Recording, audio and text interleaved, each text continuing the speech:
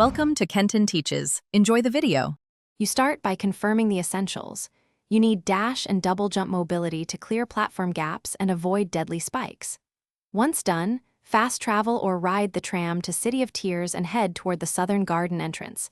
This is the quickest approach. Make sure to equip a ranged charm so you can handle aerial foes while crossing bridges. Move deliberately. Landings and dash-throughs matter.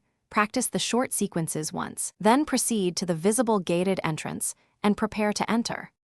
Once inside the outer garden area, transition into careful platforming.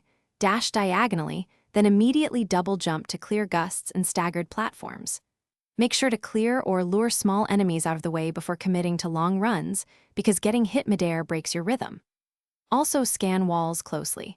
The garden hides a breakable or warp-adjacent passage that shortcuts a tricky climb. If you find a locked gate, verify nearby switches or destructible tiles. Using a ranged spell can reveal secrets. To finish, approach the inner courtyard slowly and clear the patrols before attempting the final ascent. Use short heals between fights so you don't lose momentum.